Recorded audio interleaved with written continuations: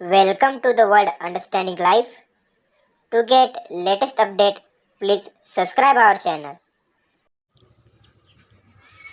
Hello students, let's learn some bright side of Alauddin Khalji or the Khalji administration. So let's try to cover a point of administrative system of Khalji's military system and the land and price control system.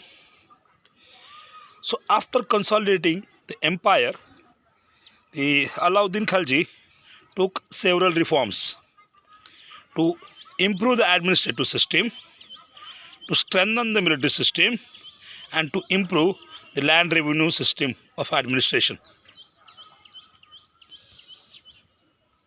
There was a system of bandagans that was in place during Delhi Sultanate because the sultans of Delhi needed reliable governors and administrators. They favored their slaves and than the chieftains and aristocrat because those were the people of humble birth and those were selected as generals or governors. Now these people were loyal to their masters and also to their patron but not to the successors. So that caused an element of political instability whenever the previous sultan was changed with a new one. The sultan chose the military commander as the governor of a territory of different sizes. Those sizes, those territories used to called as a ikta, and the landholder was called as iktidar or mukti. The important duty of mukti was to provide military assistance to sultan and maintain a law and order in the iktas.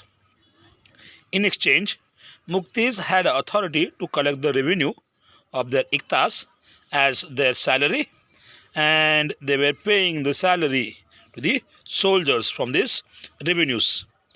Now, Alauddin Khalji, after becoming an emperor, he made a first change that the office of mukti was not inheritable. So, muktis were selected on the basis of capability but not on the basis of heredity. Iktas were assigned for a short span of a time.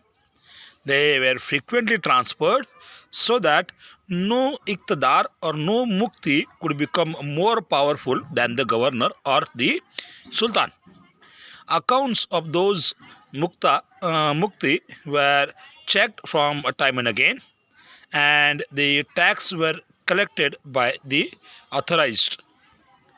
They kept a required number of soldiers, so everything was checked. There was no scope for corruption during the Alauddin Khalji's reign.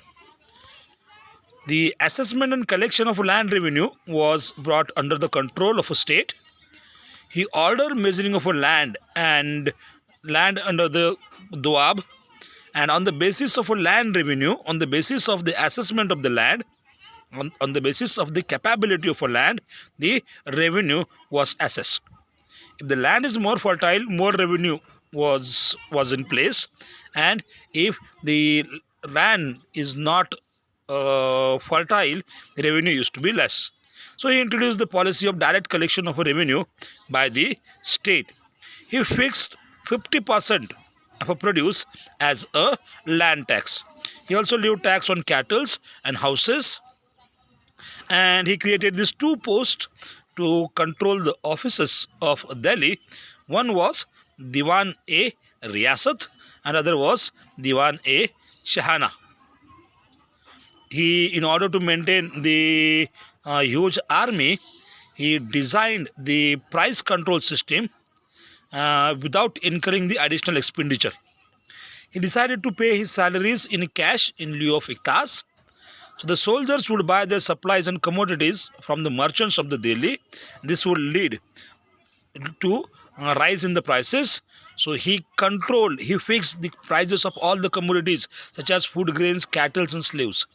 The prices of goods were fixed on the basis of careful survey then by the officers and set up marks, and whoever was found holding the goods or a merchant, if are selling the commodities not on the prescribed rate, was punished. So, efficient price control system was designed by Alauddin Khalji in order to maintain the economy of the Sultanate. So, these are the rulers of Khalji dynasty, two rulers. Jalauddin Khalji, who has founded the Khalji dynasty in 12090. He was murdered by Alauddin Khalji in 1296, and Alauddin Khalji has ruled from 1296 CE to 1316 CE.